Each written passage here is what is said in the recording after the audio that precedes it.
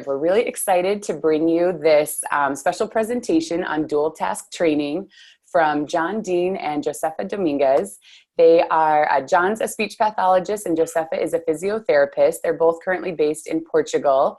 And we met many years ago, actually I don't know exactly if it's like 6 or 7 or something like that, years ago at the Power Retreat in Arizona, where we were all volunteering, and we have known each other since then and interacted multiple times at the retreat, as well as at other meetings and courses, and they're doing some really cool work. And so there was a lot of interest. Josefa has posted multiple videos of her training in the Neuro Collaborative group, and they're doing a couple of courses, maybe 3 courses coming up soon in Kansas, and I think it's Pennsylvania, right?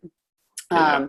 And so there's a lot of interest in the information that they're presenting. And so we thought we could bring them on to at least do kind of a quick intro. So some of you who aren't able to attend the course in person would be able to get an idea of kind of what they're doing and the background and theory behind it, and then what to actually do in real life when you have a client or patient in front of you, and get this special perspective of a speech and physical therapist working closely together, which in theory, that is the goal for all of us to have. But I would say even when I've worked in a setting where I had a speech therapist close by, that didn't actually mean that we got to work very closely together. It was still pretty separate. So I think, you know, your guys' perspective working together is really great to see as well. So we are excited for this presentation. So go ahead. Well, hi, everyone. Hello. What do we say? Greetings from the future? Is that our joke? Yes. Yeah. Just, you have to tell them why. Oh, we're 8 hours ahead of you right now. You guys got up nice and early, and it's getting to be the end of the afternoon over here in Portugal and Lisbon. Probably about the same temperature. So today we're going to talk about the practicalities of dual task training. You know, we'll get into some of the research and some of the components, but we really want to talk about what we know, what we don't know, and then how do we do it in practice? How do we bring it to the clinic right now? And maybe I'll leave it there for now. Yeah, no, so I just wanted to share the impression that I've had, how this area has evolved throughout the years, is really that in 2004, when I started working at the Parkinson Patient Association, here I go to the guidelines. It was the Dutch guidelines at that time. And what they were telling us is, teach your patients not to dual task. So this was the key message that we were receiving at that time. And of course, if you really, you know, working with these patients and you understand that dual tasking is really part of daily life, right? And so it's almost like unrealistic to avoid it. And so it seems that it would be reasonable for us to train it, just as if you have a balance problem, you train balance, right? So I would always question this, and I'm sure everyone was questioning that at that time. And then only later on, when you have the pilot study that by Colin Kenyon that was published, people started, you know, publishing more and more on it. So by 2019, what we really need to know now is really how can we apply this safely, and what I call appropriately means we choose the right moments and the right patients to do it. So I think, I mean, that's overall what. I mean, I would definitely say that if we have that doubt, of course we can do it, because I think any research protocol always is influenced by what is happening in practice. So of course we know. Yeah. So. Hope we get stuck on that slide there. Here we go. Just a little slow thing. Yeah. Well, I mean, and this is just a higher level view of that. In 2004, when the guidelines were coming out, the Dutch guidelines, it was also around the time the rescue trial came out with Alice Neubauer, and it was pretty clear evidence that the queuing was maybe superior and that there was a specific avoidance of dual tasking. But then you had the 2 camps, and I think this is kind of about when we all started meeting each other, is when there was a lot of interest in this area, but maybe not a lot of support. Duality really changed a lot of the perspective, and it's really growing. Actually, it's also with Alice Neubauer, which is kind of, it's great, actually, it's interesting. But now we're into the final part of this, right? No, it's just, I think the transition was really in the European guidelines when we sat down to try to decide, okay, so are we going to add this to the guidelines as a suggestion? And we couldn't have a real recommendation because there wasn't really hard evidence on it. But we were really divided at that time. But now in these European guidelines, of course, we have this change, and that now it's recommended that we should train it, but always train it with caution. So now we're faced with this question is really, should we be waiting for more evidence to show up? Or should we actually, you know, just continue training? Because that's actually how any practice is implemented anyway. The problem is really about safety, and I think that's the scientific community. What they're concerned about is, can we really do this safely, right? So I think that really. So I wanted to share some ideas about how we can actually answer this to the community. And because of course we think about functional things like gait, and everyone would think, let's just do this on the treadmill, right? But any physiotherapist will know they will start, the gait pattern will start worsening. So should we really be training this and worsening the gait pattern? How do we guarantee that they keep their walking well and with quality while we're adding in the cognition, right? So that's a challenge. So if we are not able to answer that right now, or at least get a good quality of training on that, I think using the bicycle is usually a good way to start if people are looking for ideas. And I just wanted to show you some videos about how I implemented. Let me just see if I can get this working. So just to share with you, so this is, I do ongoing therapy. So I have people that are coming in 2 or 3 times a week for at least an hour, and they never go on holidays, right? So it's like I really have to push them, like go on holidays, because they continue. It's almost like a gym, right? And I know this practice has been changing, and people in other countries might only have like 15 or 20 sessions, which would change the whole goals about where you'd start and where you'd end, right? So all this has influenced the way that I find the need to find new ideas and to always be changing and challenging the patients. So in this case, of course, we're using something popular like the boxing. Everyone's talking about it. Not in Portugal though. That's It's a one person, right? no, but that was in Sweden. So anyway, so if you see the exercise, you can see that, and I think anyone that's tried it can, if the cognitive task is really hard, the person will stop cycling, right? One of the first experiences that I did was just to leave a cognitive task with the person and think, okay, he can do this by himself. He's totally safe. I'll just leave the iPad here with the cognitive exercise. When I came back, it was interesting to see that he would say, I feel my less affected side more tense. So it means that he was probably compensating. And even on a bicycle, he was actually overusing his better side, right? So this was a kind of interesting to make me shift. So now I have to be there next to them, right? I have to make sure that whatever exercise I'm creating, that I really want them to get good movement and that they won't compensate. And I'm jumping here from the boxing to something that maybe we want more amplitude and more movement. So that's why the change. But by being with the patient, I can actually give like, okay, I want you to do 10 repetitions forward and then 9 back, then 8 forward, then 3 back. So you can create all different variations, or every time I say an odd number, you'll lift up your right hand, or an even number, your left hand, right? But I think the limitation is it's not enough to just leave them on their own to do it without consequences of it. Then if we think about, okay, so what can we do? I think the TRX is obviously something that is coming to our practice over these years. And I think it's a good way to have, stepping training and balance and all cognition. You can add in as much as you want, right? Going forward, going left. When I say forward, you go back, kind of situations. We can also choose to just tie them all up if we want. So this is the idea of the video in the middle, either resisting or either supporting them. And you see the V training programs that were highlighted as also as duality. It's like people are completely on the treadmill and they support it, right? Oh, the time? But I don't think it's so practical to put on all that. I like how low overhead that is, that device, because you can kind of put it on anything. Do you remember trying that out at the Freezing the Gate in 2014? Yeah.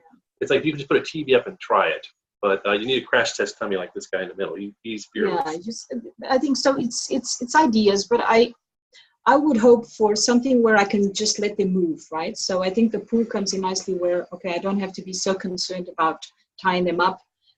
Sometimes it can even be misinterpreted. So the pool, I would say practicing, there's only a certain amount of exercise that you can actually do. So I think by adding in the cognition, you can actually make it really fun, the exercise. And here they're spelling out a whole sentence and they have to be really focused.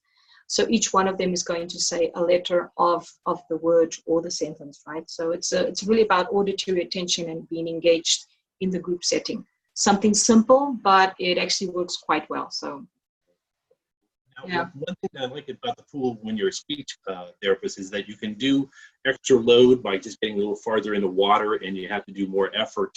It's kind of a different take on increasing subglottal resistance, and I like that because it's just a way of adding to the effort levels, and then obviously saying stuff out loud. It's kind of nice. Okay.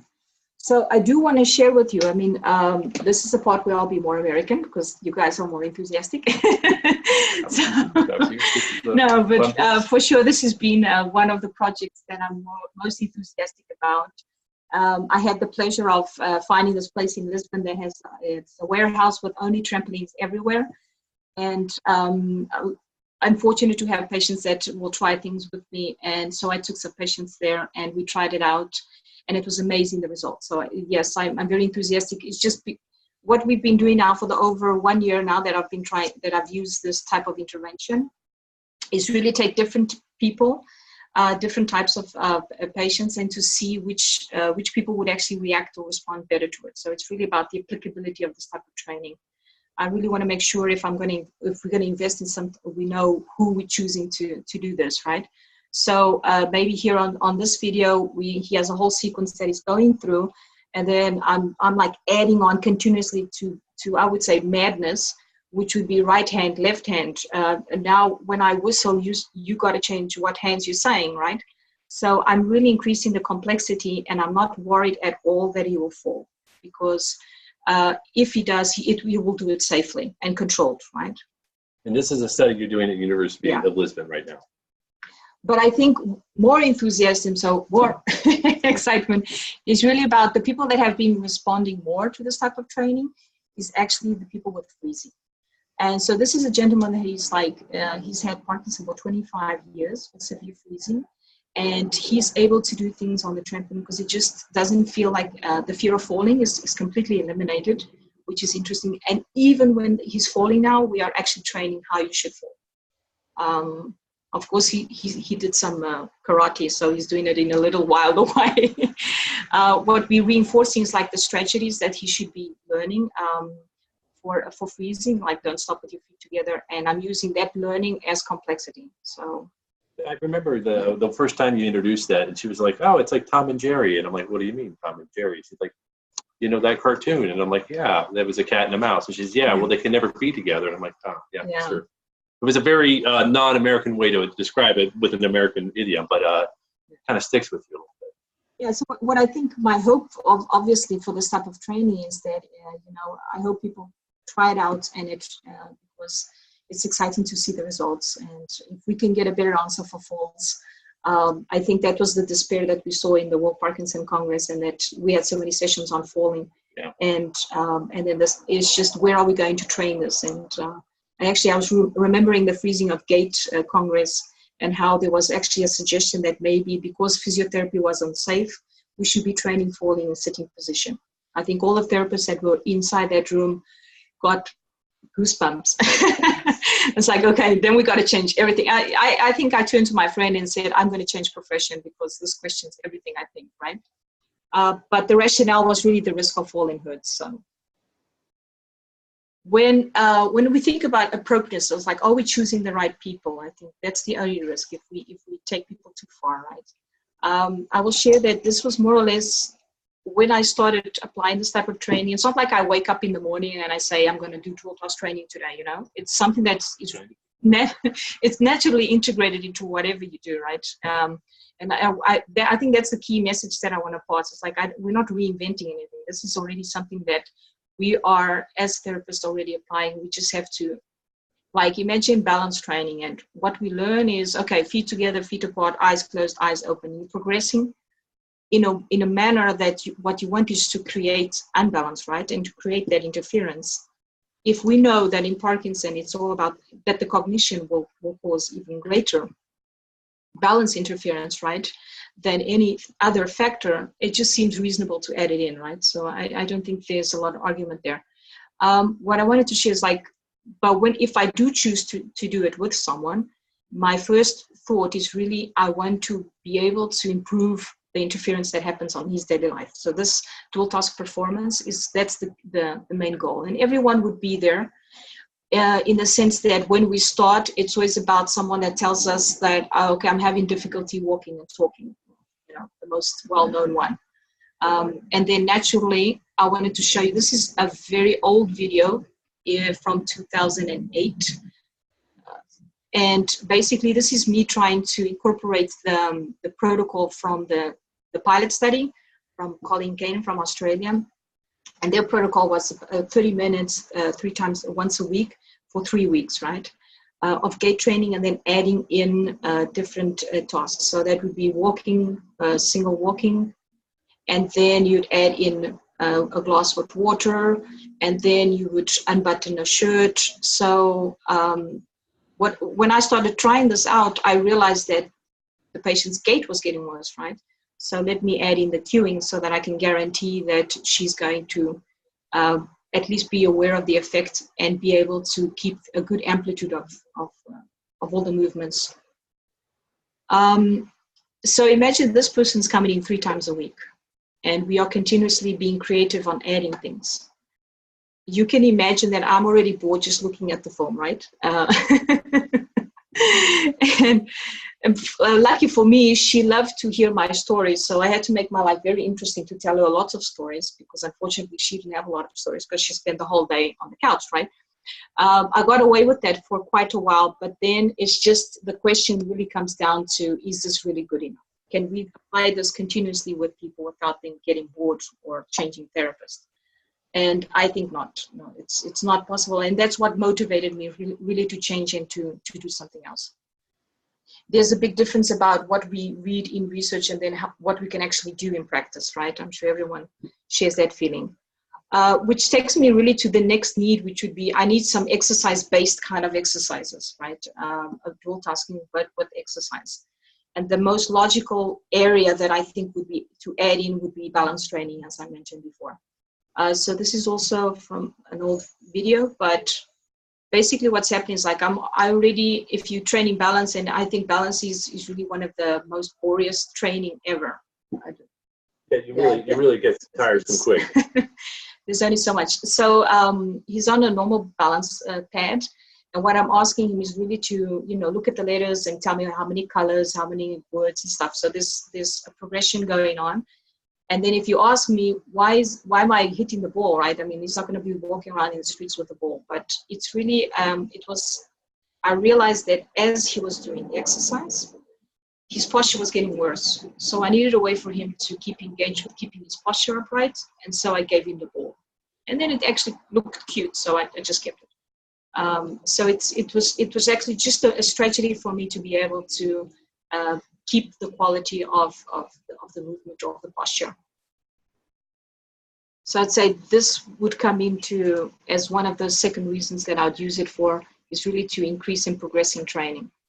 Progress them in a way that's still engaging, so they don't lose interest and they don't lose the engagement actually it's like, I would say it's like more recently, maybe in the last two years or 3 years, that I find that if I'm not having fun, if the patient's not having fun while they're doing the exercise, I mean, it really turns into nothing. It's too much of an overload.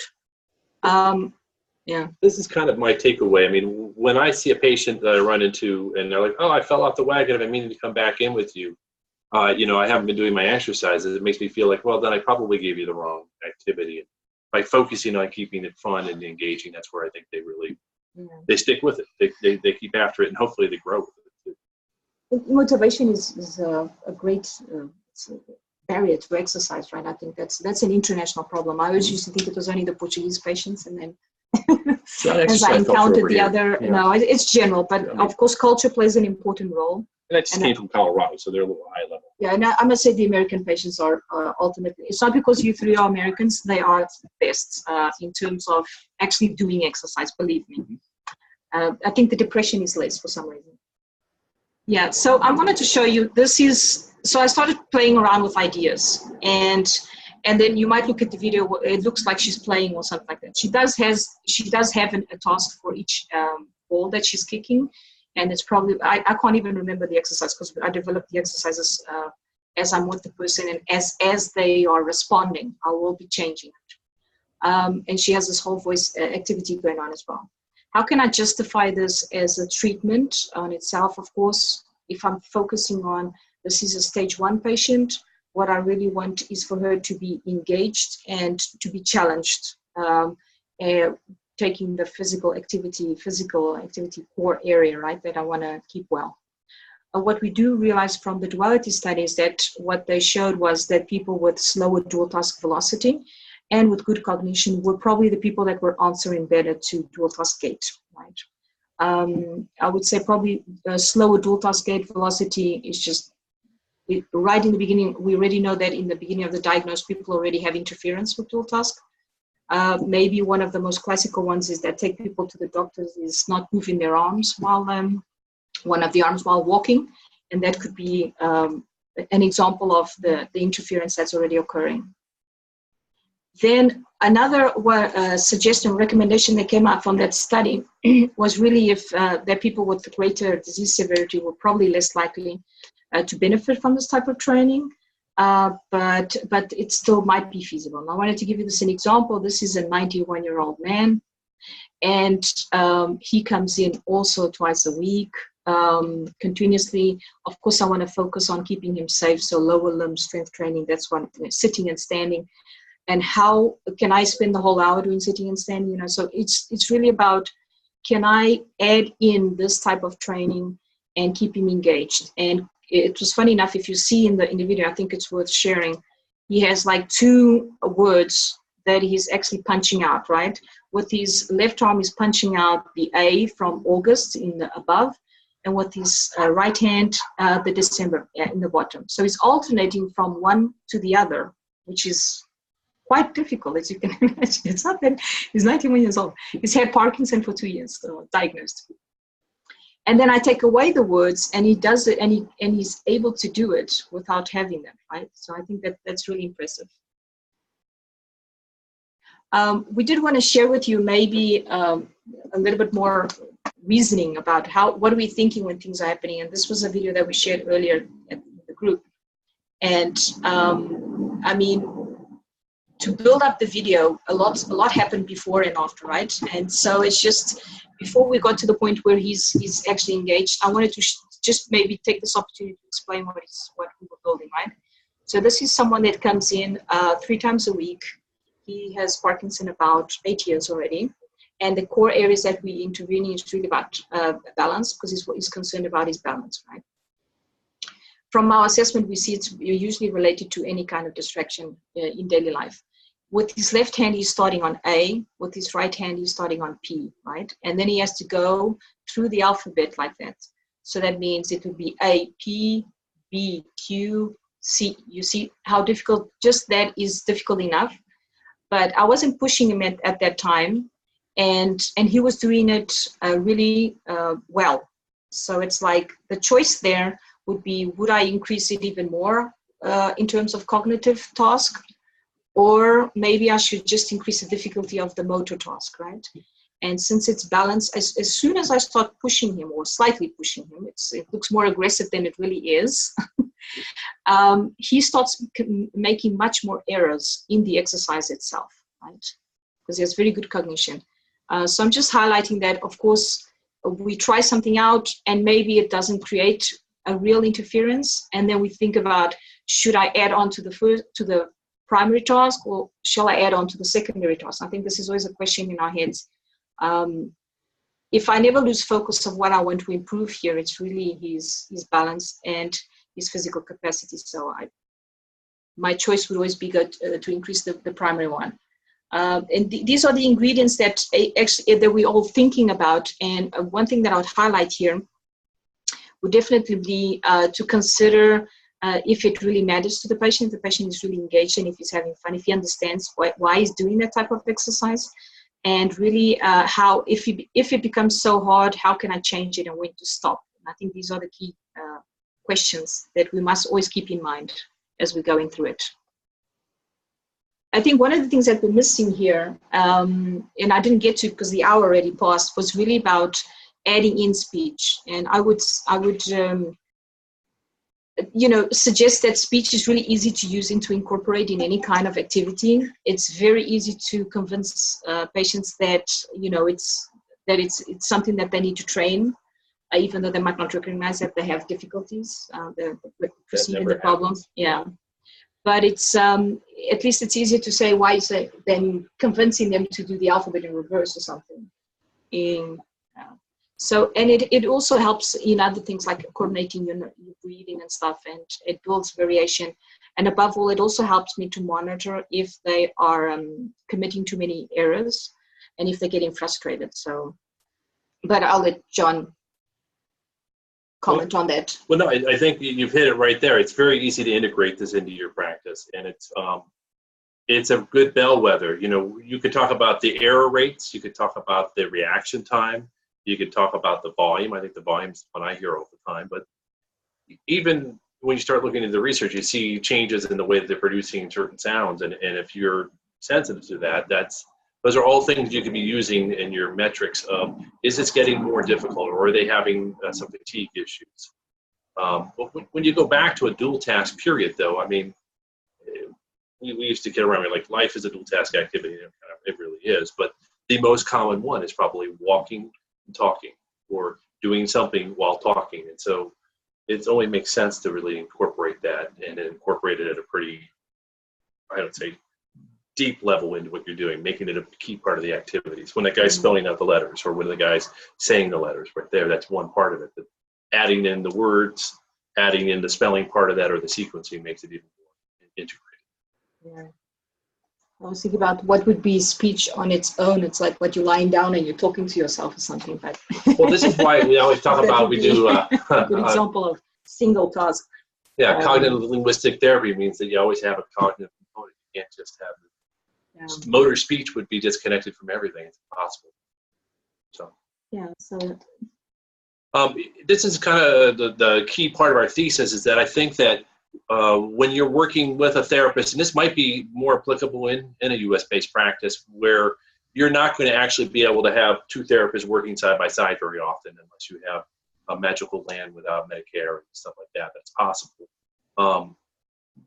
This is where I think I can take concepts that you're using as clinicians and use them in my own practice to, I say, cross-pollinate, so that I'm practicing what you're practicing. So if it's simple activities you're doing, I might use them as the basic prompts. And even when you look at some of the materials by Speak Out or something like that, you see the same kind of sequencing, the same stuff we've all been doing for a while. But if you have an activity, this is a woman actually came in to visit while Josefa was working on her PhD with Dr. Bloom in Radboud. So this is an American that I know came out, and one of the nonprofits wanted us to put a little video together about how to use some of these techniques. So whatever she's putting here, the sequence, I'm actually, as a speech therapist, not doing the sequence. I'm not working on transferring, but in my room, I'm working on the sequence. I may be changing the order of operations and having them use that as a cognitive load, while focusing on my goal of increasing volume, as well as accuracy. Another thing that we do sometimes is I'll do a seated version of an activity that you would be doing. So like a clock face is a really easy one, because I can have them sitting in a chair or standing against the wall. Speech therapists of the world, there are limits. I heard a story about somebody walking on a treadmill without a physical therapist nearby. I wouldn't do that. That would be scary for me. I always want to say, like, what would the lawsuit look like for this? Right? What would it look like if I dropped somebody? So there's limits, but that would be a good place to start. So I mean, we have been combining these two activities to see if we can, just share ideas about it. Because, of course, when I'm doing a session and I add in voice, I'm not doing speech therapy. And obviously, when John is adding in movements, he's not doing physiotherapy. But and I remember having a lot of arguments with the psychologist that does the cognitive training. Much different role over here. Because cognitive training is done by psychologists, and then it's like, okay, you interfering with my work. And I would continuously say, I'm definitely not doing what you're doing. It's a whole gray area, and I don't think it actually belongs to anyone. And it would be great if the disciplines would be talking with each other, so that at the end of the day, the person will get continuous input on how this is interfering with their daily life. So this is actually just an example video of how this. I'm in the session now. So of course, this is when I started doing most of these programs with our speech therapist here in Portugal, and it's really about us taking the time to build the project together, and taking that hour where we are together to what makes sense. Even how we organize, where we stay, where we position ourselves was interesting to see. That if I was in front trying to do the movements and she was in the back talking, what we would see is that people would be looking at her, looking for the sound, right? So it's these little practical issues that occur, and when you try this out, that are very interesting. So here I'm in the back and I'm analyzing if there is any movement that becomes unsafe for the patients, and not only monitoring safety, but also giving cues to John to change the movement. And of course, he knows the power moves and knows all those moves, so it's just easier to build on. But I would say my focus in a group setting like this, I can't be correcting everyone. So I know there will be a compromise of how much quality work quality movement I can have, as long as they're safe and it's not any hazardous behavior or anything. That's okay, because I have specific goals about reducing about physical activity and fatigue and mobility. And I think at the end of the session, people have got a little bit of everything, and it was rich on its own. Yeah. And this is why when I say cross-pollinating, there's no way that you can eliminate one component and say, this is what I do, and this is only when I do it, and this is the only place I want to see it done. It's impossible. Shouldn't be done that way. Yeah, I think this is where John's passion. Well, this is one thing that I hear a lot. I see a lot. I actually have a video I could probably share where often when I hear people trying to increase the volume, the prompts should really avoid things that are going to be yelling or shouting. I don't hear anyone say screaming. There's some cultural stuff that comes into play there, though, because over here people are pretty quiet. And so, I like sometimes to speak with intent. The prompt from speak out is a nice way to think about that. But it's one of these things where if you want more sound, you really want to just add in more air, and you want to stretch out the vowel sounds. You don't want people to be tightening up. And like at boxing is really where I see a lot of time they're like 1, 2, 1, 2, and it's like, oh, that's just, all you're doing is just squeezing a very small set of muscles and working them into overload in a way that's not going to really carry over to their ability to talk. It's not going to be something they're going to use, or hopefully not really use in real life. So that's it. My rant is over. It's just make sure, maybe talk to your speech therapist, but make sure that you're working on ways that increase airflow, and that's how you get your volume. And every time I scream a little bit too much, and then I have to hear him after. Well, this is actually quite good. This is excellent. There's some language in there, but also just look at the way she's. It opens that up. This is like a Jody from the military. Yeah. So basically, we created the words that we're shouting out, which is in Portuguese, together as an exercise, and then we were trying it out. And of course, it's easy to get enthusiastic in that. So that's when I say screaming, it's like you want it louder, you want to push your patients, right? And then that's where you get into danger. Yeah, and I mean, it's I don't know. It's subjective until you hear something, and then you can always hear it when it's too tight. Yeah, I don't think I have more videos on boxing. I might just highlight that the difference is really keeping it.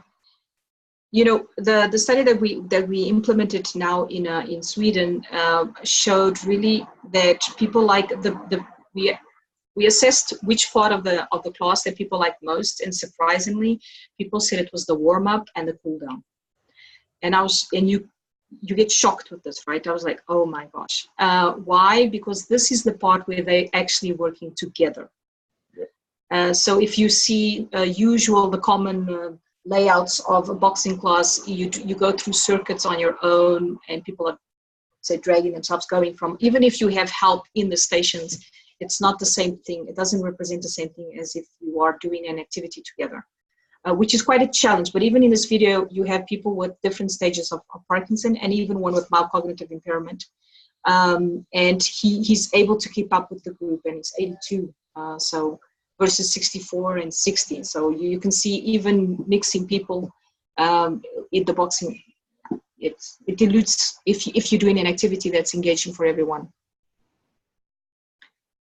I think the most difficult question to answer, because this, I think the more you try these exercises out, the more you will start recognizing your limits, right, or interpreting the patient's reactions.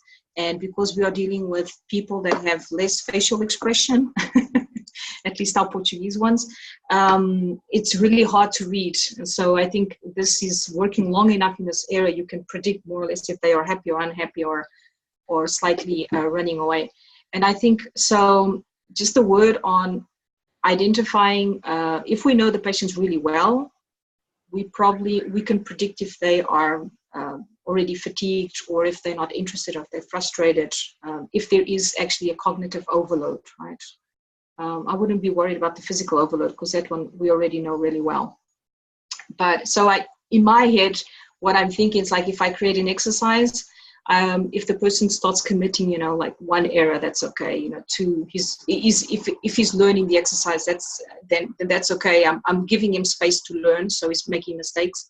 What I don't want is for him to realize how many mistakes he's doing. Right? So I won't be correcting continuously, because I think then he will be quickly frustrated when he shouldn't be, because he's learning, and I'm telling him, okay, you need space to learn. It's normal that this will be hard. Let's continue. And then without him realizing it, I will be reducing the difficulty. So most people are thinking that I'm changing it or that I'm adding on, but actually what I'm doing is I'm reducing without him realizing it, without the patient realizing it. And I think it's hard to create rules on this.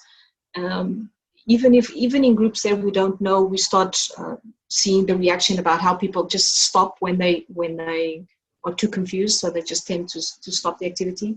I want to highlight this, because this is the thing that I think is the hardest for me to quantify. It's the most interesting part of when I'm in a class with you, is watching the flow, because it does feel very improvisational, but it's really a matter of getting a feel for how the room is doing, who's getting left behind, who's getting frustrated, and can you change the activity in a way that doesn't turn into like, well, we're having a terrible time with this, it's time for us to stop and try this. It's like, no, you turn it into the next thing that works and get more people back in. And sometimes it's a slowing it down to give them a little bit of a break cognitively. And it's as much like an improv as I've ever seen, and that's the best way I can describe it. Difficult to put in words. I think it is. Instinct there. I think there will be an AI model that eventually see, like, you're losing. I think if you do enough mistakes, and of course this is not always success, if you do enough mistakes, you start creating this database of what went wrong, or you can predict better what's going to happen. I want to give an example, like, so I had this patient I was treating this weekend. So as we're doing the intervention, and then he's usually very chilled out, and we try different things. And it was surprising that, like, we did about 20 minutes of training of, I can't remember the exercise that we were doing. And then suddenly he stops and he says, I have to leave early. And it's like a total red flag, which is, wait a minute, but you didn't tell me that you wanted to leave earlier, because I would have planned this exercise accordingly, right? I'm not leaving you to leave. I'm not allowing you to leave the room without doing this that I'll show you next, which is, I never want someone to leave the room without me distracting them back to normal again. So that means even if they did a cognitive task and motor and dual task and they feel overloaded, I want them to distract their minds after. So this is what I'm calling distractibility strategy. We can call it whatever. I'm just changing their focus on what they did. And sometimes when you see these videos that seem kind of what exactly therapy is going on there, they are literally just having fun, so that when they stop, they've just laughed. And they can't remember that they were tortured, I would say, with the other exercises.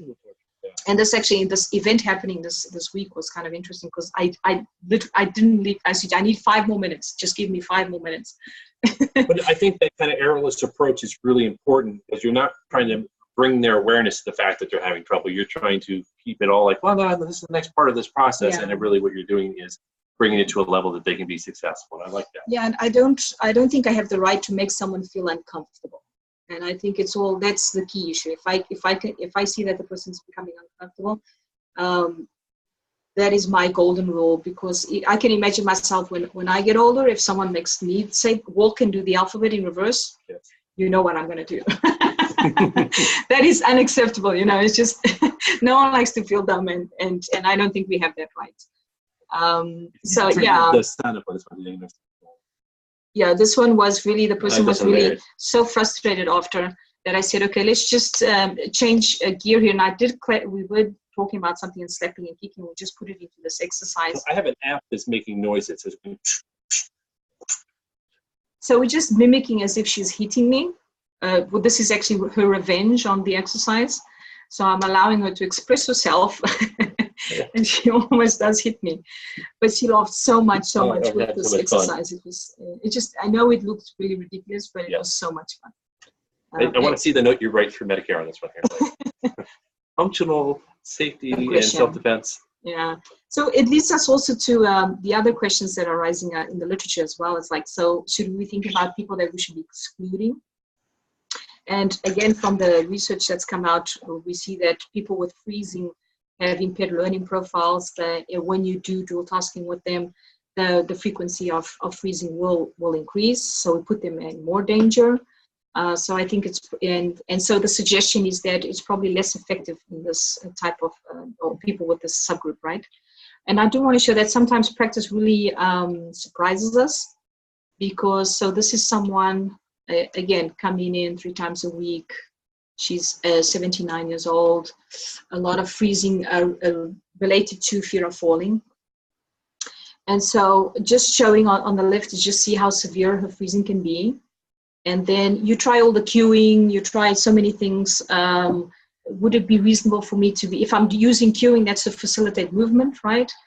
So if I would add in cognition, that would probably aggravate it. But interesting enough, using these distracting strategies, basically I organized the cards that I just brought from the States that were huge. You guys have everything very big. Yeah, and so she's actually doing a very complex thing. She has cards, a deck of cards, that's how you say it, and I spread it throughout the room. And she must, as she's going through the deck of cards, she must remember where it was so she can do it. And I'm timing her on this activity. And what's fascinating about this is I thought she would take forever to do this. And it's interesting how she is so engaged in the activity, or so distracted, or so focused on the games, because she really likes games, that actually her freezing is much better. So this is surprises of practice, right? Another subgroup of people that is also, I would say, put aside, it would be in this type of practice maybe, would be people with cognitive impairments. And again, it's from our duality studying, the suggestion was probably that people with cognitive impairment should first do the tasks separately, and it might not be feasible to combine them. If you're really applying dual task training, you always, most people I would say, unless you really know the person, you do start always in this kind of manner. So it just follows what we already naturally do, which is start with one task, then adding the other one task, right? Do it in sitting, then do it in standing. So I don't think it's a reason to exclude these type of people. So this is the gentleman from before, and again, I'm challenging him, and I thought it wouldn't be possible because he was really severely. If it's something that they recognize, then you can actually play around with it. So what he's doing is like the months of the year, and he's going through where's January, where's February, where's March, and we have a postural problem because he's very tall, which is not common in Portugal. So he's always looking, all his friends are smaller than him, right? So that aggravates even more the posture. So this exercise was really for him to be able to have some work also on his posture. And he actually, surprisingly, it was alternating between the months, and it's really about how much time we take to progress slowly into these activities. So I definitely, it's feasible. I did want to give one last, maybe one idea. We also have many times, I don't know about you guys, but sometimes we don't even have the diagnosis of the patient. The doctor told them they have Parkinsonism, right?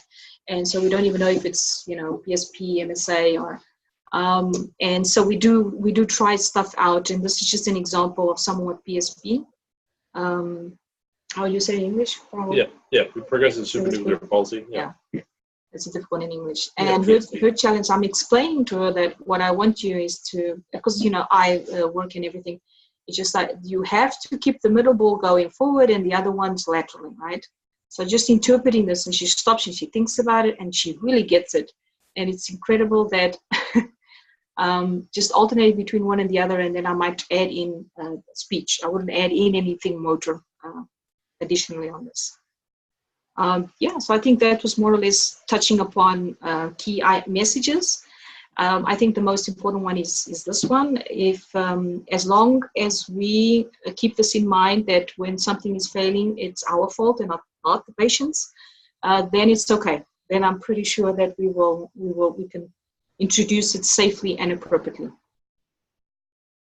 I don't know if you want to add in something. I think the key is, we're all learning that the key to the engagement is keeping it entertaining, keeping it fun, keeping it moving forward. And while I can find any number of boulderites in Colorado who will eat their Wheaties and will fight their way through it, I think the reality is that's a really small segment. So keeping it engaging is really where I think this has a lot of power to keep people involved with it, and hopefully over time. And someday I hope the rest of the world allows you to have patients that are with you for like 12 years. Yeah. Ongoing. That's a nice model. Yeah, I know, it's a privilege. It's allowed me to explore different things. So. The Netherlands, for that matter. Yeah. So okay, I'm gonna stop the share. Awesome. Should we leave the slides up or here? There we go. Oh, that's it. Yeah, that works. Very great. Thank you so much. It's so cool to see so many of your videos, Josefa, and especially to hear kind of your thought process behind them, because they are a little crazy and you're in kind of different settings than, a lot of people who maybe are in. I'm trying to figure out where to put these videos so they're not on your face. There we go. Different setting, most people are maybe in like a traditional outpatient practice, which has like a bunch of high-low tables and, some equipment, but doesn't necessarily have the space and like these other fun things that you're using.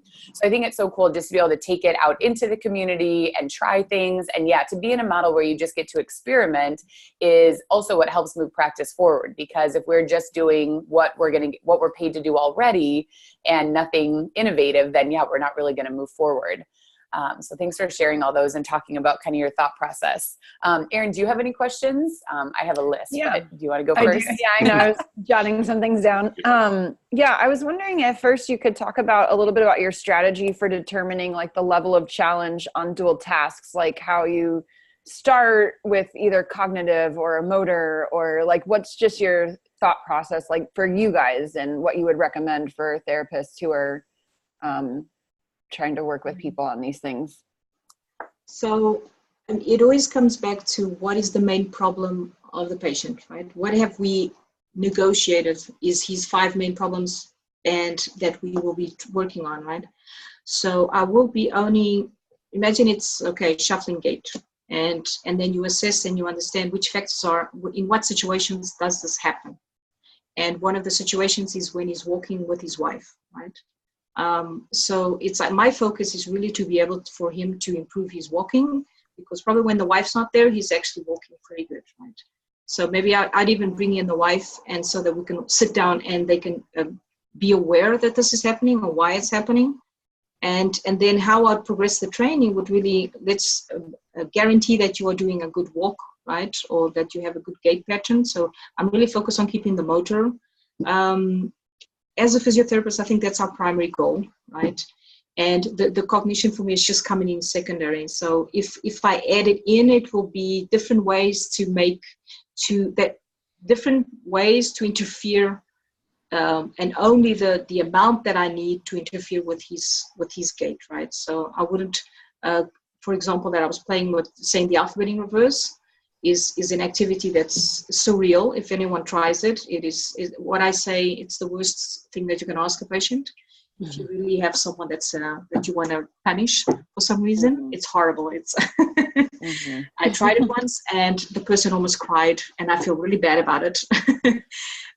So it's really about starting with simple things if you don't know that person, and then things that are meaningful, like if they are writers or if they are or accountants or something. I'll probably start with something that they like and that they feel comfortable in. And then eventually I progress to getting something that takes them out of the comfort zone, but only when I have gained that confidence with him and that he understands the practice. So I think I see a lot of, it looks like you're like playing Jenga or something like that. You're supposed to build this, or you're putting it in a really symmetrical format. And I think the key is to really keep it very much focused on, okay, we have this working. The next logical step is not whatever this times 2 is. It's really what can we include and still do it well, and it's engaging, and it's a logical progression in that respect, rather than, oh, if they can do 2, they should be able to do 3. It's like sometimes you do something like that, and it's like turning a light switch off or something. And I think if I ever get lost in what am I going to add next or something, I always push myself back to my main goal is for him to be able to do good gait pattern, right? So I don't lose focus on that. If you can keep doing that work longer with the dual task, adding more load is not really the key. That's not what you're looking for. For speech, I would just say that my first and foremost goal is always going to be related to how they're producing their language in that respect, if that's what I'm working on, but not always volume. Like a lot of people with PSP, that's not at all what I'm working on. At that point, you're trying to work on their attention and their maybe some of the impulsivity, or maybe it's somebody with more memory related stuff. So whatever I'm doing, I'm adding it based on same concept. I do some calisthenics, though, some kind of like voice calisthenics that are just common sequences, but that's just more like warm-up practice. One thing I do avoid is sometimes putting in like neuropsych kind of tests. I was at a presentation a while back. I was at Dr. Bertoni's practice in Nebraska, and the woman right before me was a neuropsychologist, and she's like, my God, if Lumosity puts out another one of my tests in a game format, I'm going to freak out. And it's like, oh, well, I do Stroop all the time, and she'd look at me like, I'm going to kill you after this presentation, but it's real. It's like, oh, I'm basically burning all your norms. So I try to stay away from some of that. Huh. Yeah. And with that, I think trail making, like I definitely avoid numbers and letters. So I try to do things where you can alternate between different things that have an order, but avoid numbers and letters at least. Because I feel like that is a good thing to train. But yeah, whether it's months of the year and days of the week or numbers and days of the week, I try to just like separate those so we're not training totally to the test, but still be able to practice that set shifting, because I do think that's important. We also can do set shifting a little bit more with like to motor tasks. So we can say like do a sit to stand and then do, I don't know, like, have weights in the hands and do something in sitting, or do a postural task. So do set shifting, not just the cognitive set shifting, but like a motor task set shifting back and forth. So another way to kind of avoid. But yeah, I do think there's a lot of people now using straight cognitive tests, and I don't think that's ideal either.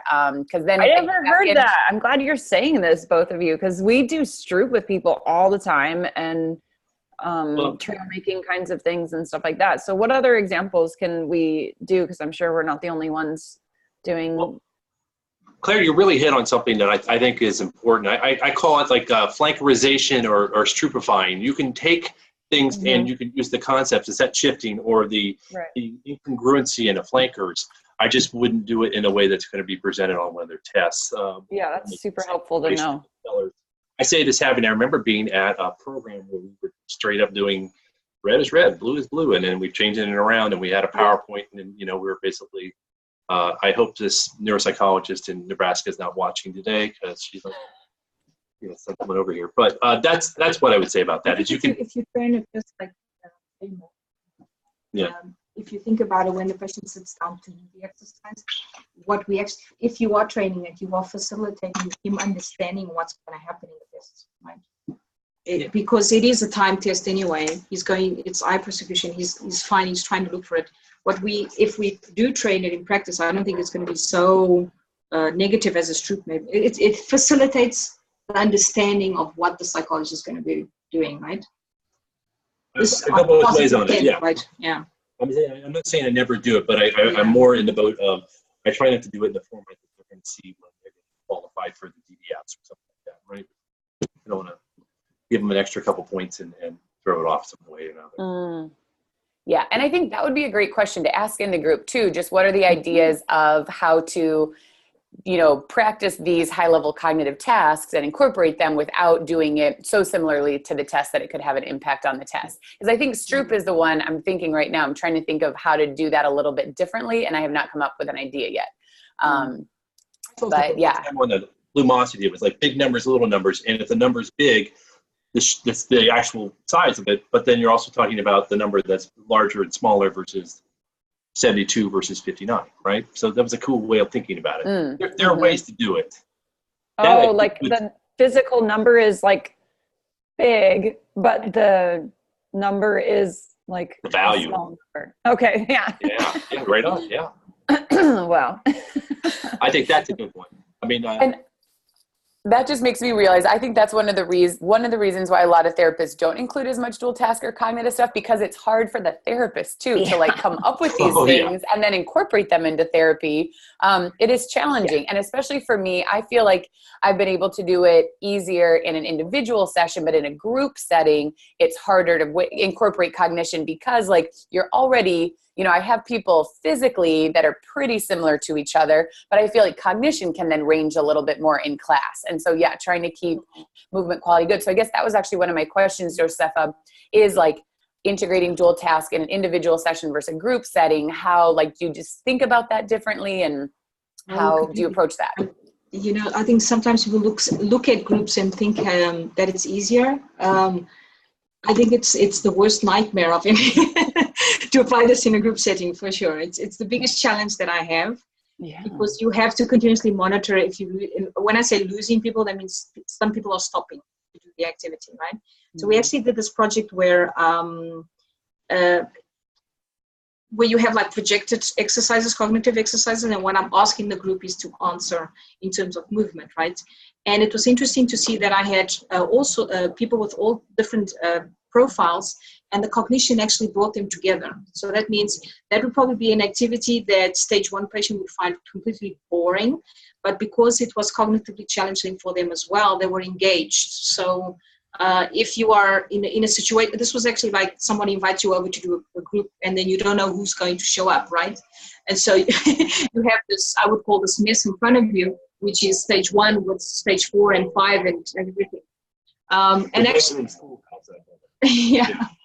And so, it surprised me that even by keeping things simple in terms of movement, and then there I'd probably add in, I'd make the cognition a little bit harder, and so that I can catch on to everyone. The people that are probably in a wheelchair, they get very happy because they just realize that the other ones are having more difficulty than them. So it's definitely hard. I don't.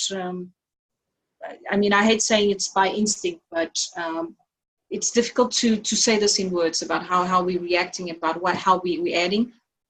But the best answer is we start with something simple and go from there, right? But I would say that I see you in the group, that that's where I see the most inexplicable, more magical experiences, where it feels most like you're improvising. You're in a band, or you're in a group, and they're like, oh, they just did something. Okay, well, we better, it's like.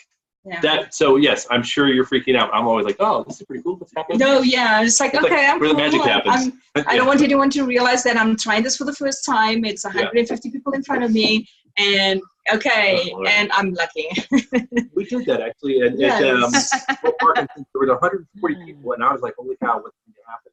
Yeah, there were about like 30 therapists around. God. And I think you just take risk. It's interesting because no one fell, right? Yes. If our worst nightmare is someone falling or something, that's my first criteria of success. Definitely. No one leaves the room is the second. So I wish I had better answers, but I think group is definitely where we're learning more right now, and where it's really hard. Individually, it's great because it becomes really specific to that person, right? So it's like it's their story, it's whatever they like to do that I'm incorporating. I had this gentleman that came in this week, and he said I fell in the bath. It was the first time that he had a fall, and I said, so why do you think that happens? And we having this whole reflection on it. He says, oh, I forgot to take the mat. I forgot to take my towel, so I came out of the of the bath and I didn't have my towel, so blah, blah, blah. You know, those stories of falling, right? And so I said, okay, so for you, in order to never forget this fall, because at least learn something from it, let's grab onto those 3 keywords and use that as an exercise, right? So it would be having the mat, having his shoes and his towel. And so it's like, this is the mat, this is the shoes, this is, so I did a movement for each word, and then we were changing how fast we do it. So yeah, and at the end, I'm pretty sure he remembered that he will never to forget the song at the end, and to make it more fun. And I sent it to his WhatsApp, so it would be his homework, so he wouldn't forget ever. And I didn't. I went in shower, and I keep it in my head. So, and that was just simply grabbing onto something that the patient said, and that would make sense for him to do. Mm-hmm. Mm-hmm. Yeah. And so I think one thing is just for therapists to feel comfortable putting themselves out there and being uncomfortable and trying new things, and knowing that, like, a lot of times the first thing you try isn't going to be perfect, but you got to try something and then you can adjust from there. So it's the same thing with like your physical challenges, you know, to find that right challenge point, you have to try something and then know either I'm going to progress this or regress it right away based on their response. But same thing now, it's just with 2 things that you're kind of tracking, but just to try it and then see what happens and go from there. That I think a lot of people just kind of hold back because you're not really sure how it's going to go, and it's challenging for the therapist too. And I think a lot of people just kind of are working in their comfort zones a little bit and not pushing the boundaries for themselves or their patients. You know, I would give another tip for groups, which would be always have someone next to you that will do the exercise. You beat me to it. I think that having the second person there helps a lot. Yeah, because you can offload your brain. Like, it's impossible for me to be doing the exercise and getting it all right and serving as someone that they're looking to mimic, right? So even if people are not getting it right, at least they have someone to follow. And so that's how everyone keeps up. And every time I try to I start doing mistakes, and then they start laughing at me, which is good. It's okay. It creates a certain environment that I get it all wrong. But what I'm trying to explain, and then I just say, I'm thinking at the same time. You can tell when I'm thinking. It's really literally the moment I get it wrong. Yeah, that's definitely a struggle here, because I think we all would love to treat and teach a class with another person, but it's not always feasible, like financially or even just like having the extra help, unfortunately. But it's definitely better with a code. Maybe you can get one of your extrovert students to come to the front. I'm sure you won't have a problem in America with this, because you guys are more extroverts. But if you have, that one person that will be your helper, sometimes if I'm alone, that's what I do. And they love it. Yeah, that's a good point. For another day, but I have thoughts about that. It's all around technology. So yeah, maybe there's other ways to do that too. Yeah. But it is hard, I think. Financially, time-wise, for everyone's schedule, it's a lot. So you're lucky. I mean, I even use sometimes if I'm having someone that's having difficulty with expressing themselves and speaking, evoking words and stuff, so I'd use that person to explain the exercise to the others. Yep. So every time I now explain it in your words, and so the person is feeling it's serving as an exercise for that person, and it's helping me reinforce the exercise to the others. So I tend to use them. That's a good idea. I've done that with translation because my Portuguese is. I think developmentally I'm at 9 months, maybe 8 months. Yeah, so like you're babbling. 8-month-old baby and root a beard. Let's put it that way. Okay, so it's like inappropriate knowledge for an 8-month-old, but functionally. Yeah. So I mean, actually, this is a good idea. If you do have 2 languages, I mean, we use it often. It's like, okay, even if you have like 5 words that you're using or something, it's now saying Portuguese, now saying English, or even the counting, right? Yep. Counting in the 1 in one language, 2 in the other language, 3, that's already alternating. That's tough. And it's hard. Well, that's a set shifting activity right there. So if let's do 10 in English, 10 in Portuguese, and now let's alternate between 1 in Portuguese and 1 in English, or 2 in Portuguese and 2 in English, or 3, so you can, with something so simple, you can really take it far. So we have reached our hour mark, but I'm really dying to ask you one more question about, and Claire, if you have another question too. I do. But, maybe we'll just do like 110. Yeah, like I really want to ask you to talk a little bit more about your distractibility strategy that you had talked about at the end, and like a little bit more about like how you define that and how you, determined to do that, and like you talked a little bit about the purpose of it to kind of reset their brain and things like that, but I'm just wondering if there's a little, like, how'd you come up with that? Was there research? Was it just like in practice and experience, and a little bit more about that thing? Because I think that is kind of fun, like as a reset, but I just want to know more about it. I think it was just when I started playing around with the cognitive tasks, and I was very enthusiastic about it, and I was just joining in, and as John was saying, it's just, I'm going to add one, and then I'm going to add another, and then add another, and I would realize that patients were coming out of the session without really feeling that they were physically working, so they were kind of like getting confused, but was this a physical therapy session or not, right? So I think that was the rationale was, wait a minute, they must sweat, they must feel like they did some aerobic exercise, and so I would say the main distractibility strategy is really to make it more physical. So any activity with any aerobic component would distract them right away, because they're not thinking, right? They're getting tired. If you can't run and think, right? So usually, if I'm in a group setting, stuff that work easily would be dance. It's something that I think is very popular, and you can just do whatever movements we think is best to the sound of music, right? You don't have to know how to dance to use dance in therapy, right? Exactly. So I think that would be definitely the main one. And then the other ones, it's really based on the patient. Like this one, I know that she has some anger management issues, and she really likes to say like swear words. For some reason, she really feels released if she says swear words, and so that's why using the clapping and. Sometimes we actually do use the swear words because she likes it. I knew a couple of those, and it's just for that patient. Yeah. Sometimes when she's depressed, I ask John to say it in his Portuguese. And seriously, we help us tremendously just with this. Just laughing with his accent. Yes. Yeah. I'm saying it awful. It would be like someone from another country coming and saying the worst thing you've ever heard with a great American accent. But I think all the rest is just maybe things that I see that I try out, and then if you have two, like the other ones was a pillow fight, even if I don't have two patients, I can just hit him slightly. Everyone for some reason likes to be hit. I don't know. So you have like those sponges, misbehaving. That's it. Yeah. The right word is, if it's any activity that's misbehaving, they will like it. Even like I remember give them at the beginning of the class, so you'll never. Let's see who sees this. But I remember being in the other clinic, and someone was like, "No, let's break this." And so I would mimic as if I was, breaking stuff, and I was like, "Oh, we're not allowed to do this." I'm like, "Yeah, we are," And so it's just, I know it sounds really ridiculous, but as soon as I write about it, I'll share it. Mm-hmm. One thing to just kind of tie that up, I think the way it goes back to your improvisation thing, and I keep turning into music stuff, but I would say it's kind of like building a set list a little bit, as far as there are going to be parts where you're going to want them to have some moments in there, except I don't think you have the set list planned before. We usually kind of go in and... No, because, if this happens in the middle, I won't use it only at the end. It's like I'm alternating between doing a little bit more cognitive or dual tasking, and then make it a little bit more physical, and then come back to the activity, or it's a part of the activity, but it's just more physical.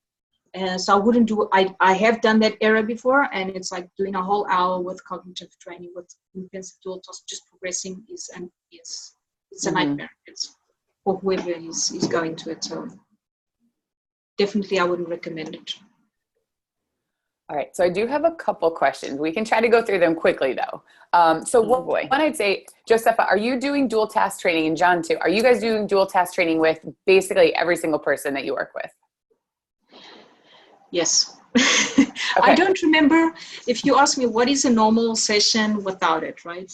I don't, because I think we already do it. People coming into a busy environment, we're talking with them while they're walking.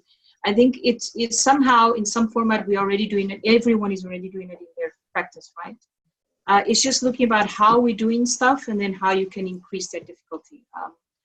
So even if we're walking on the treadmill, I'll always be incorporating some kind of challenge. If you remember from the retreats, repetition was one of my greatest learning points from you guys, because I never repeated anything, right?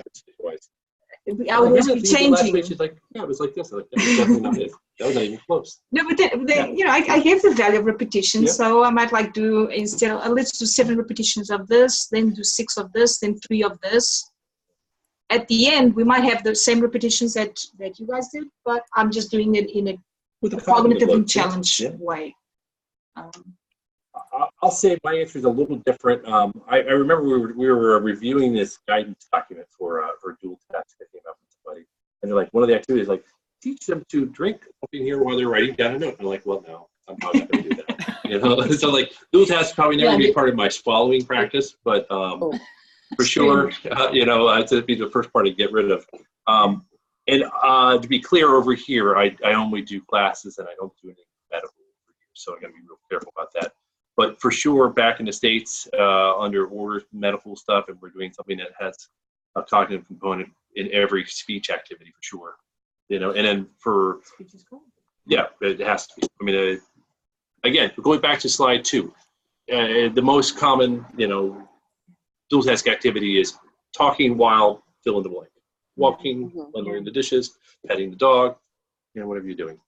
Well, and actually, that brings up one of my questions, was actually the swallowing, because I don't know if you guys watched, we had Mike Studer did a little webinar on dual task training a couple months ago, and he actually referenced swallowing specifically as something that is, typically an automatic movement that we're not thinking about, and that it's affected. Well, he didn't actually go into the whole thing that it's affected with Parkinson's, but he just brought that up as a kind of physical therapy thing, because he was talking about how this is relevant, for all therapies. So I actually was planning on asking you already about swallowing and how would you do dual task training. It makes sense to me that you wouldn't have someone drink and write something down at the same time, because that's not really, something that people would do in real life. But is there, like, swallowing, is it just, like conversations or distractions, or I was thinking it could be, if they were like doing a task where they're drinking water and maybe they've been trained, like, how do you train swallowing? Is it kind of just that effort for swallowing first, or how do you train swallowing anyways? Or is it more that it's a byproduct of the speech training that you do that swallowing improves? Or is it something that you directly practice? So this is our last question, because this is going to be a tough one. I can get it to you, but the thing is, swallowing is super complex. I would always say that, there is an automatic component, but there's an awful lot of volitional components. And the first thing I do with most people that I'm working with swallowing is I start working actually on attention and staying focused, because I think that's an area where they run into trouble. If I run into someone whose meal times are getting really stretched out, I know that it's probably attention based. And if it's someone with PSP, I know that I actually got to work on impulsivity. So, for a therapist, a not speech therapist, to want to incorporate it, for sure you can if you're drinking some water, you can swallow that a little bit, but I'd be real careful about more for speech therapists. So for speech therapists, and you don't even, if it's a long answer, we don't have to go into it. Maybe that's a topic for another day, but it just was interesting to me that swallowing, it makes sense with the way we practice physical things. A lot of times it is kind of more single task, volitional first, with enough repetition to hopefully get them better at it, so that you then could start to add a distraction and hopefully they still have good swallowing. Because let's say like in a meal, they're eating and people are talking to them. So again, it's kind of like in the real world, there'll probably be some distractions. So you maybe practice it volitionally first, try to get it, improve the quality of their swallowing, but then start to add in distractions to see if they can maintain that under a distracting load. So that's something we could maybe. Yeah, okay, sure. Because I think dual tasking can be used nicely, in later stages and stuff, because of that repetition, because you have to do so many repetitions. And so that becomes really boring. How can you train that, like swallowing? So, I mean, if I say, okay, every time you see a cat swallow, every time you hear a sound of swallow, it's like, I was thinking about saliva, and usually it's like people even have timers, so that to remember when to swallow as a training, right? And that can be really boring, but maybe it's like every time I lift my right hand, swallow. But if I think we don't have to exclude it, but it might just help in how we train it, the repetitions. I want to give a thoughtful answer here, because I see where you guys are heading with this, but I think go back to safety, go back to 2004 and pre-2004, because that's a very high risk area. And, swallowing to me is in the same context of falling would be for your area as far as level of potential danger. And then also, we know that tongue strength is reduced pretty early on, but the swallowing stuff, kind of like the postural instability, is going to show up later in the disease. And those are people that I'm going to be a little more careful about overloading in some way. So yes, For sure, the mechanical aspects you could incorporate, and I love the idea. That's a great idea for adding a kind of an attention effect, where every time you see a certain prompt or you hear a certain prompt, or the little beepers that people are using. I still hear those every now and then when I'm at a lecture, and I'm like, oh, there's somebody whose therapist gave me a little device that beeps every 3 minutes. I remember to do that. But you just have to. This is a great opportunity to work with your speech therapists and see. Oh yeah, I'm totally not saying that I'm incorporating this. I'm mostly saying like for speech therapists. Yeah. As like, if I'm thinking about falls and I do want to add dual task training to reduce risk of falls with distraction, like just that swallowing is a good example where it probably makes sense to try to progress single task practice into dual task practice, since that's like in the real world, probably when some challenges are happening. So yeah, it's not something that I have incorporated or really planned on. Although I think just the reminders for swallowing, like during class a little bit, maybe would be something for, somebody who's noticing some drooling or that they're not swallowing enough, but that wasn't really my intention for me to incorporate it, more just for speech therapists to think about including more dual task training. Because I actually just went to a presentation where a speech therapist said, it was like 6 months ago, specifically, people can't dual task well, you shouldn't be training it. And I was like, I disagree. Like, I definitely think there's a right way to do it. And like you said, if you incorporated dual task, whether it's for us, like with a balance task, or for you with swallowing, in a way where it interferes with that task and actually causes someone to like aspirate during your session or to fall during our session, that's obviously not a good situation. But it does just seem like swallowing is one of those things that needs to be, ideally it would be good if it could be trained to be more automatic over time. Well, and a point that I really like that you make at the end of that is that it is something that you're going to encounter. A lot of times when we get closer to the holidays, that's a real high anxiety area. That's when I get a lot of repeat business, because they're like, I'm going to have a lot of stuff coming up. And I think that it is an area where you're going to, but often I find myself, depending on who they are, and like, eat your meal before, so you're not really hungry at the mealtime, so that you can focus on eating little bits and spending your energy interacting with your family and friends, rather than get better at managing mixed food and liquid and somebody talking to you about politics or something next door. You're like, what? Yeah, but that's I think that would be interesting to look at more. And I don't know how much training that there, like any speech literature, if there's like dual task training for swallowing out there. I haven't like done a search or anything. If there isn't, it's a race now. One of us is going to post it first. All right. And I promise. So like with you, John, because I would be curious to talk more about the volume thing and without tension and all that. Not right now, but like, I really think like all of these things could be good, because I think everyone would be interested in learning a little more about that stuff. Yeah. And I think like helping therapists be able to incorporate some of each other's disciplines in the right way is us knowing like, what's the best way to coach. And I recommend all of my people go to speech therapy. But then I would love to just know what are some of the right terms to use when we're like asking people to speech and, use those things that they've learned in speech therapy, make sure that there's good carryover. And kind of vice versa for, speech therapists, because I even like when you said you wouldn't have someone get on the treadmill, I'm kind of like, if someone's early and they're safe to do that, I personally, I don't know. I just think that's something that would be interesting to look into a little bit more. Obviously there are like laws and safety and scope of practice, but I think for something that someone is safe to do independently, maybe if it's an exercise they're doing outside of therapy on their own, that is something that I think should be appropriate for you to say, well, you're going to do that thing that you can already do safely, and we're going to add on, what we're working on in therapy to make it more complex. So that's an interesting area to discuss too. So I promise this will be the last question. I have multiple, but last one, Josefa, is like in the US, there's so much focus on testing, to justify therapy and, to measure progress and stuff. And I'm curious, when you were talking early on, especially like in the bounce house and talking about people getting better, I'm wondering for individuals, how much like testing are you doing? Like, what does that look like and how frequently are you testing? Or is it more just your observation of their movement and improvement that you feel like is the way that you're judging? Are you doing a lot of specific kind of objective testing? So, I come from this the land where you don't have to assess if you don't want to. So that means if I do assess, it's because it's going to be something really relevant. And I see when we give the courses there how people really have to quantify absolutely everything that they do.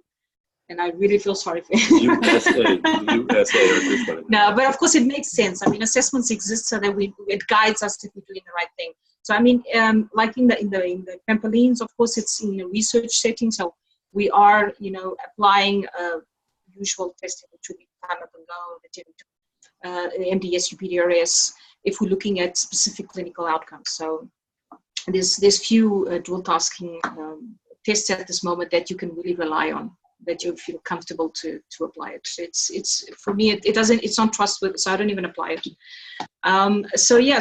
Because people are in that, if they come in like 3 times a week, and they're ongoing.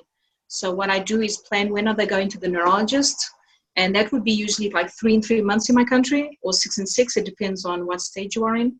And we organize, like, let's reassess. We go through a whole battery of tests, which just helps us to monitor progression if they're okay, if there's something that I want to tell the doctor.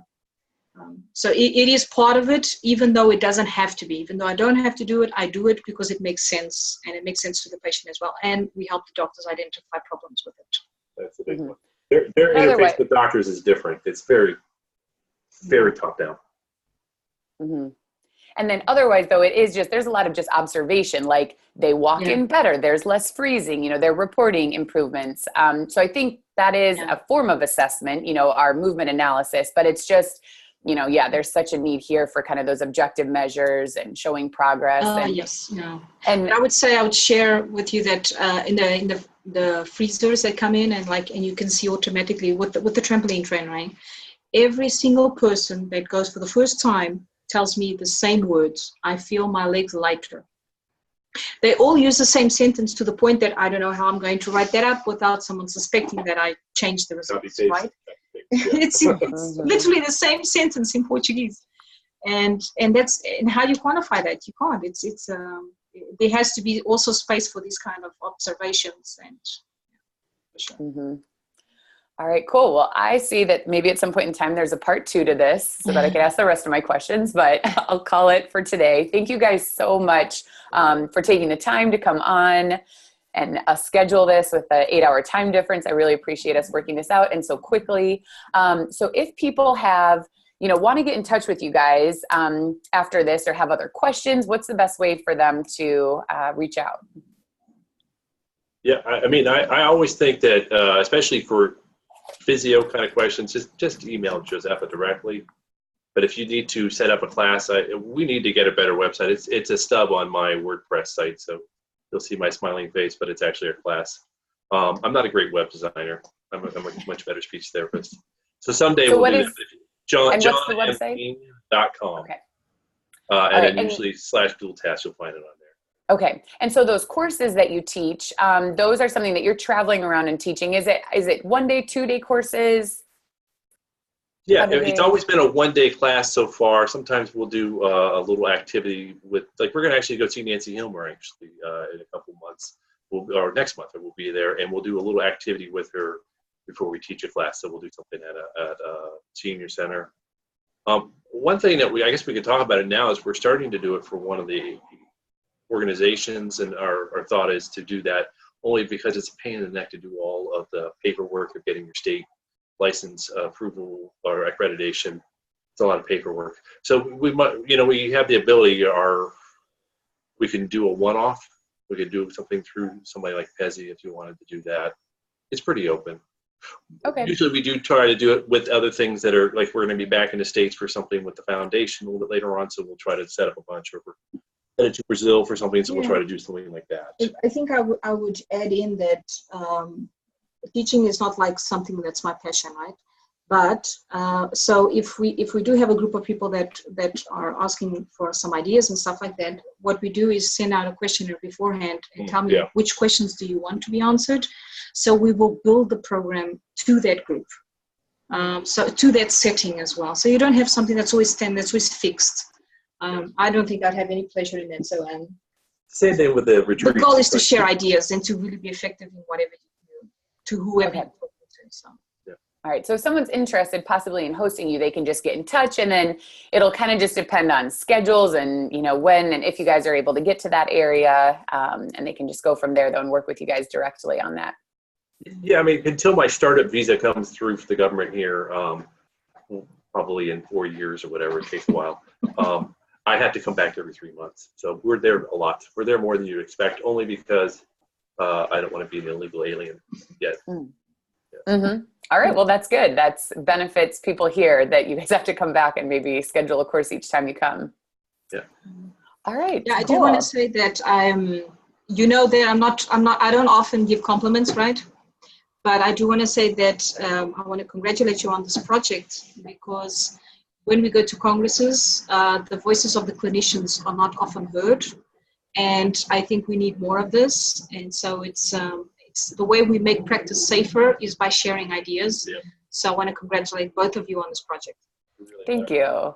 Yeah, the group has been so awesome. It's so cool to see all the discussion in there, and it's really growing, and people all around the world. And then stuff like this, I think we can really help move practice forward in a faster way, having things available online, because courses that are in person can't happen in every single city, in every single town. Not everybody has access, but the internet really increases access to a lot of therapists to get this awesome information all the way from Europe.